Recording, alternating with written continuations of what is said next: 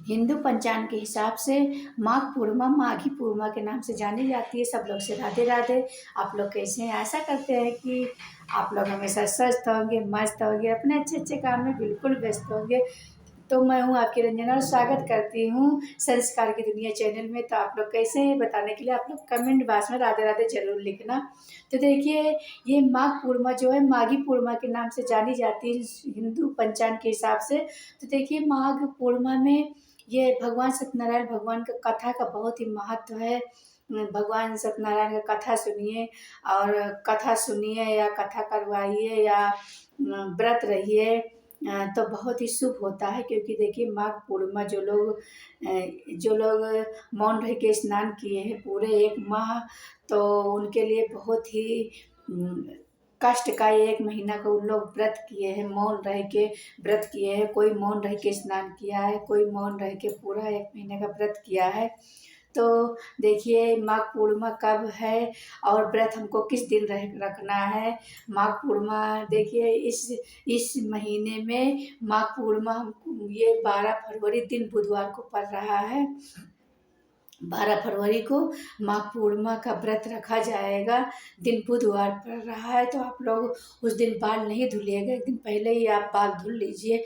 क्योंकि देखिए, जैसा कि हम हर वीडियो में बताते हैं कि बाल हमको उस दिन बिल्कुल नहीं धुलना चाहिए। एक दिन पहले हमको बुधवार पड़ रहा है, तो आप मंगलवार को बाल धुल सकती हैं और बुधवार को आप पीला सिंदूर लगा सकती हैं। तो देखिए, इसमें माघ पूर्णिमा में गंगा स्नान का बहुत ही महत्व होता है। गंगा स्नान में जो लोग स्नान करते हैं गंगा में, सरोवर में, अगर गंगा स्नान आप नहीं कर सकते हैं तो आपके बगल में नदी है, सरोवर है, तालाब है, तो आप उसमें भी स्नान कर सकते हैं।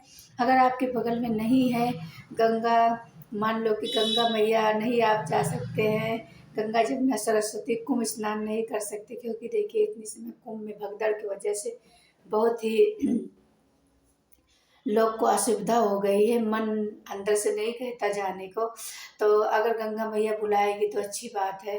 तो देखिए, तो आप लोग अपने घर में गंगा जल डाल के, अपने घर के जल में और काला तिल डाल के स्नान कर सकते हैं।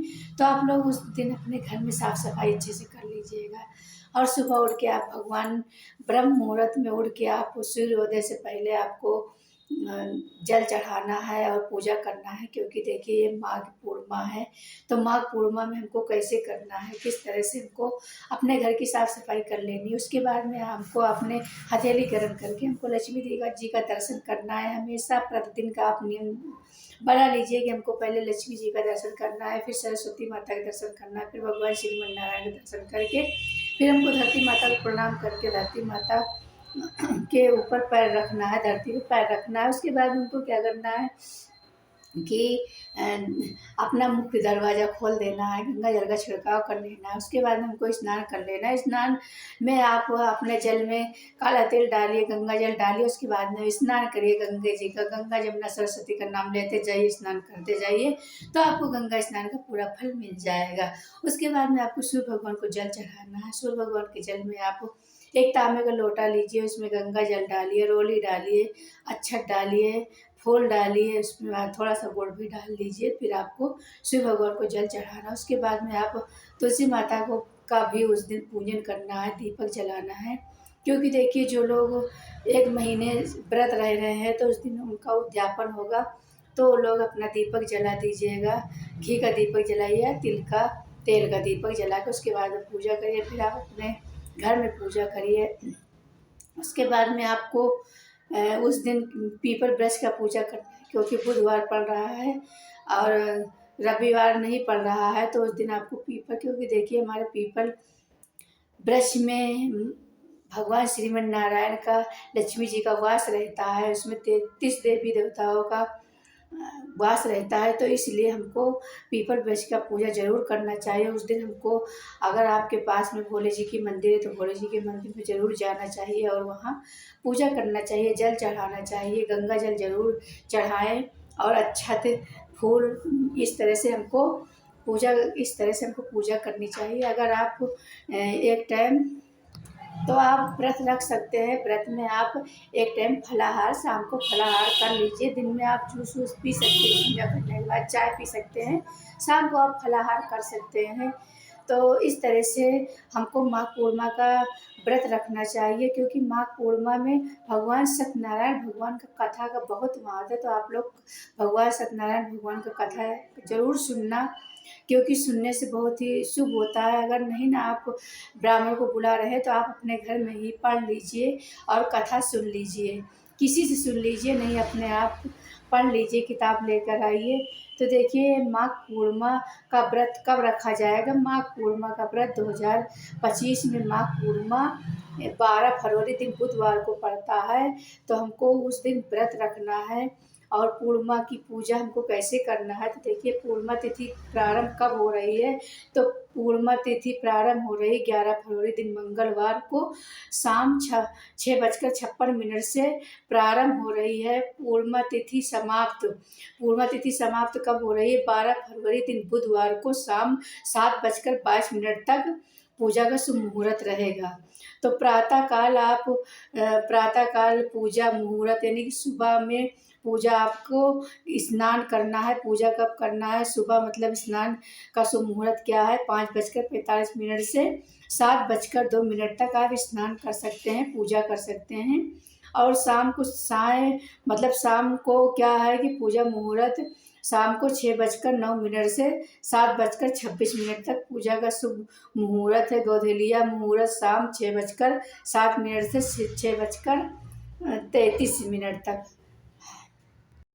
चंद्रोदय का समय क्या रहेगा, चंद्रोदय का समय शाम 6:14 रहेगा। तो इस बार भद्रा मंगलवार को लग रहा है, यानी इस बार शाम को मंगलवार को 6:55 से बुधवार 7:57 तक।